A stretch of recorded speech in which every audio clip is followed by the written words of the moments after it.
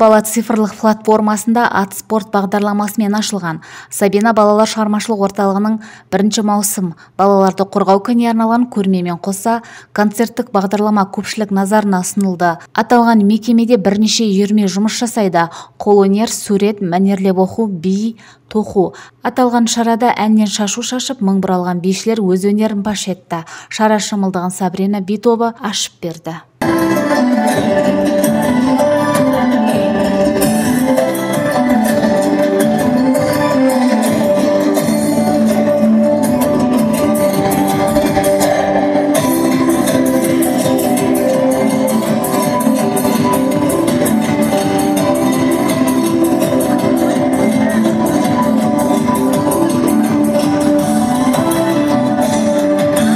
Тағы да 23 жылда выставка өткізіп жатырмыз.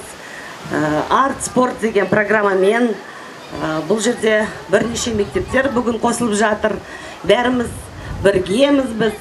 Осы бүгін кішкентай дастархан балдарға жайылды. Денсаулары мықты болсын. Ата-аналарға үлкен рахмет. Немерелерін, шөбелерін бізге алып келіп, абырой сеніп бізге, сіздерге үлкен рахмет.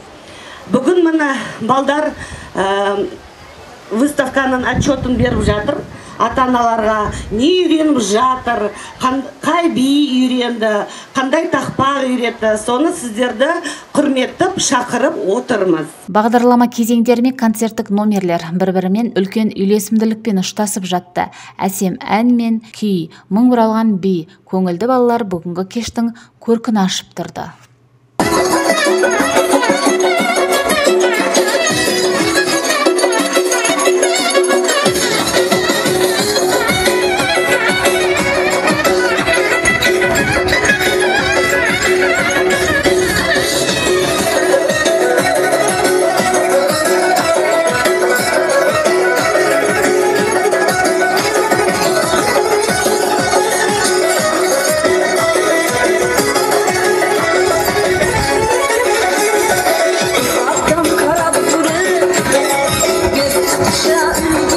Сабина балалар шығармашылық орталығының балалары әртүрлі республикалық, облыстық байқауларға қатысып, гран-при, бірінші орын, жүлделі орындарға ие болуда.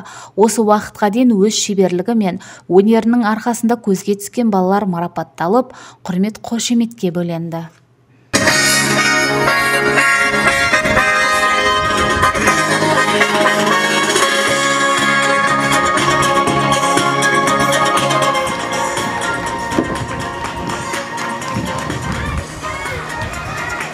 Ниматова Гузаль, көркем сөз, Кентау қалалық ішкі саясат бөлімінің жастар ресурстық орталығы коммуналдық мемлекеттік мекемесін ұйымдастырумен өткізген «Сен талантсың» шығармашылық байқауына қатысқаныңыз үшін және Кентау қаласында мемлекеттік жастар саясатын дамытуға қосқан зор үлесіңіз үшін алғыс білдіремін дейді.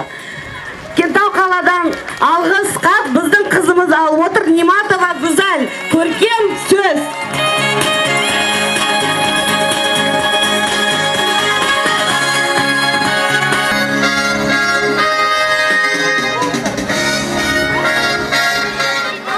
Хакимжанов Абдугафор. Іс-шара 10 саусағынан өнер тамған әшекей бұйымдарын сурет көрмесін көрсетумен өз жалғасын тапты. Сонымен қатар мәнерлеп оқу үйірмесінің жетекшісі Анажан Закрия қызы өз ісін өте жақсы көретінін айтып, балалармен жұмыс жасау мен үшін үлкен бақыт дегенді тілге тиек етті. Ақылби шығармашылық орталығында мәнерлеп оқу үйірмесінің мұғалімі болып табыламын. Осы уақытқа дейін бізде шығармашылық орталығымыз 2 жылдан астам жұмыс жасап келе жатыр. Біздің Қарнақ ауылының өзінен шығармашылық орталығымызда 600-ден астам балалар оқып жатыр. Біздің шығармашылық орталықта бисероплетение, рисование, танцы, мәнерлеп оқу сынды әртүрлі шығармашылық ұйымдар, үйірмелер жұмыс жасап жатыр. Осы уақытқа дейін біз өзімізді қалалық және де облыстық әртүрлі конкурстарда ең үздік жағымыздан көрсетіп, балаларымыздың барлығы үлкен марапаттармен марапатталып, жүлделі орындарды алып келе жатыр. Осында бізге үлкен қолдауын білдіріп жатқан арт спорт бағдарламасына және де біздің басшымыз, біздің Сабира Аскаровнаға үлкен алғысымызды білдіреміз. Іске де ұстау оқушылардың өнерін паш ететін құндылықтардың бірі. Қолөнер десек артық айтқандық емес. Дәстүрді тұтыну мен сәндік бұйымдарын жасайтын мәдениет пен өнер туындысы деуге әбден болады. Және істері мақтауға тұрарлық. Балаларды өз жұмыстарын таныстырып өте қуанышты күйде. Ақыл би үйірмесінде художественное чтенияға қатысамын. Біздің Қарнақ ауылында бұл ақыл би үйірмесінің ашылғанына 2 жыл болды. Бұл үйірме осы 2 жылдың ішінде қалалық облыстық олимпиадаларда шыңдардан көрінді. 2-ші, 3-ші, 1-ші орындарды алдық. Менің өзім облыстық олимпиадаларға 2-3 рет қатысып, барлығында жүлделі орындарды алдым. Және де айта кетсек, балалар күні мейраммен құттықтап кетсем деймін. Біздің кішкентай балақайларды болашақтар жарқын, жолдары ашық болсын деймін. Бізге осындай мүмкіндіктер беріп отырған Сабира Аскаровнаға да өте үлкен рахмет айтамын. Маған осы суретті Разанов Чингиз ағай үйретті. Мен бұл суретті роза салғамын. Бұл суретті сіздер көріп тұрсыздар. Бұл суретті штрихпен салғамын. Штрихті Разанов Чингиз ағай маған бірінші кіргенде үйретті. Ол сурет маған ұнады. Қарнақ ауылындағы творческий центрге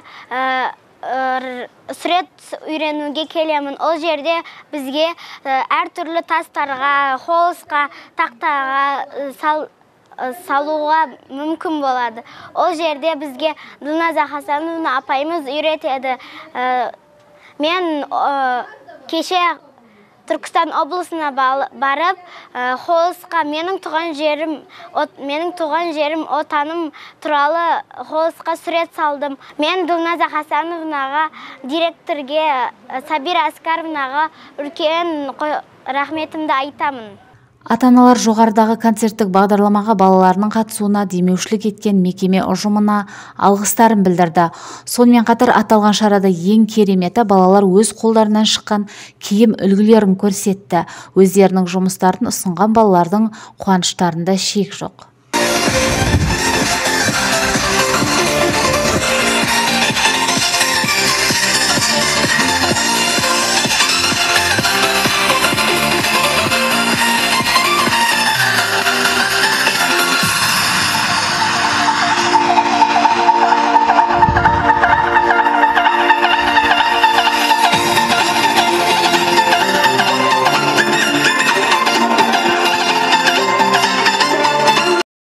Әрбір ата-ананың арманы баласының өсіп өңгенін көру. Сондықтан да қазірден бастап жастарымыз бен жас бүлдіршіндерімізді өнер мен білімге құштарлықтарын арттыру біздің басты мақсатымыз, дейді мекеме қызметкерлері. Сабина балалар шығармашылық орталығы үйірмесіне келіп жүрген балалардың өздеріне деген сенімі жоғары. Олай болса, талантты да сенімді балаларымызға деген сеніміміз жоғалмасын. Балаларымыз бақытты, армандары асқақ болсын.